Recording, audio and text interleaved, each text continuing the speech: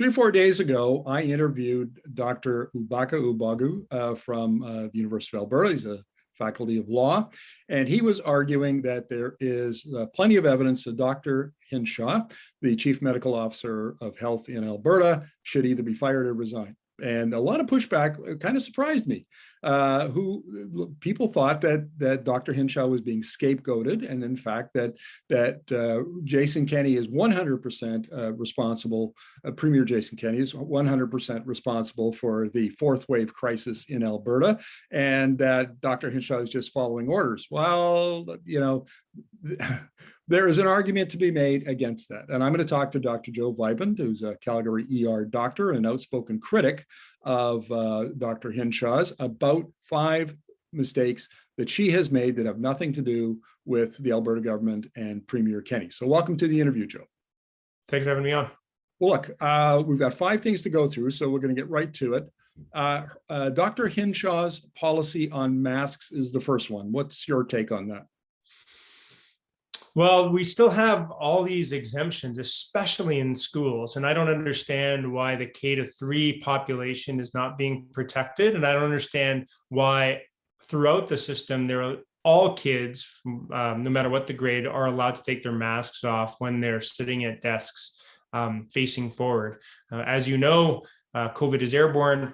This inability to accept that makes this policy on masking ridiculous. And there's also lots of other mask exemption throughout the system. So yeah, it's a problem. Kids, for some reason, are apparently allowed to get sick. The second one is the science around airborne aerosol transmission. Now, you and I have done interviews early on in the pandemic about this, and I have interviewed now probably 8 or 9 scientists and infectious disease doctors about the science. They say it's settled, but Dr. Hinshaw does not accept that. And why is that a big problem?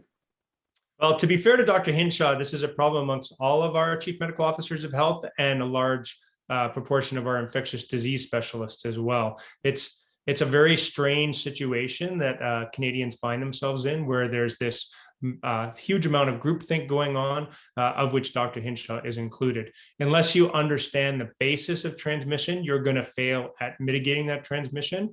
And so it's time for everybody, including Dr. Hinshaw, to look at the science and acknowledge that it's settled.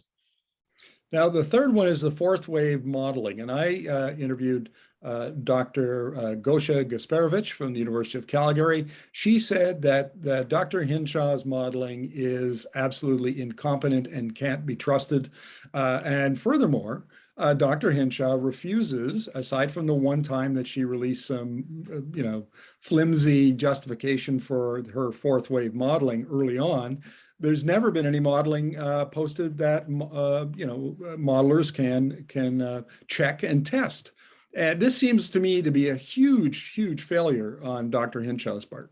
Yeah, one of the things that has been lacking throughout this pandemic from the beginning is adequate transparency, modeling being one of it. In a democracy, if for citizens to make good choices, they need to have good information, and we should have radical transparency on all issues, including modeling. So until we understand the basis of the decisions, we can't tell whether those decisions are wise or not. And the fourth wave being a particularly egregious example of how we were failed by some bad modeling that underpinned these decisions.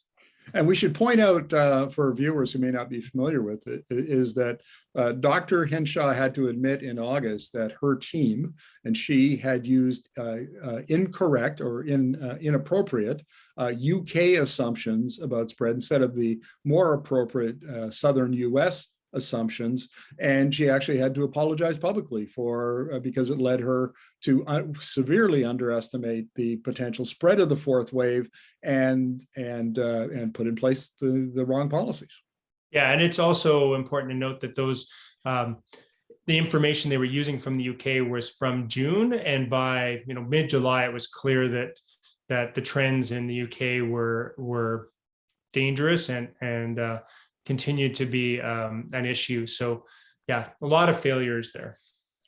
Well, her fourth mistake is eliminating the test, trace, and isolation requirements. Yeah, this was the move to treating COVID like an endemic disease, which means constantly throughout the population, instead of a pandemic disease, which means exponential growth affecting large swaths of the population. Obviously, by conflating COVID transmission to ankle sprains and syphilis, and which they continue to do. Like, I still hear this messaging even the last week. It's bizarre because last time I checked, ankle sprains don't cause exponential growth and tend to not cause long-term disability. So very bizarre. And she needs to update her thinking on this. Now, the last one is the fact that she was absent during August. So there was plenty of evidence late July, early August that the infection rate was going up and that the fourth wave had begun. And she essentially disappeared during August. And what's your take on that? And early September. It's because of her absence that Protect Our Province Alberta started, because we recognized there was an information void for Albertans, and Albertans were crying out for some kind of guidance. In a crisis, we want leadership, and the lack of both Premier Kenney and Dr. Hinshaw during that period, I think, provoked a lot of anxiety, and I don't understand what was behind that. So, and then we can go on, other things, the difficulty in acknowledging long COVID. We almost never hear that coming from her mouth. If it is, it's minimized. We have a whole list of things. This new policy on moms and having COVID positive support people in the hospital with them. The list just goes on and on. I'm sure I could pull up another half dozen instances that in normal situations, any one of those would provoke the resignation or the firing of the person. But Dr. Hinshaw and Premier Kenney are now responsible for over, I believe, around 500 deaths since July 1st. And they still are in power. They're still creating policy. How do you fix a problem with the same kind of thinking that created it? I don't think it's possible.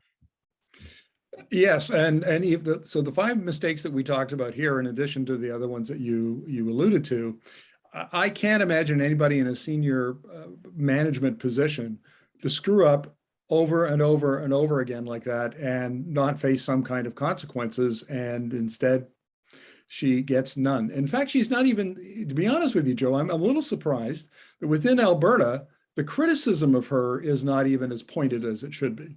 Mm-hmm. And she certainly has not ever apologized for any of these things. The most I've heard her apologize for is the communication around these policies, but never for the policies themselves. Well, Joe, I don't know what's going to happen. It appears that it's going to be just more of the same as the fourth wave continues to grip Alberta. We wish you all the best, and thank you for your insights. All right. Thank you for your interest, and pray for us.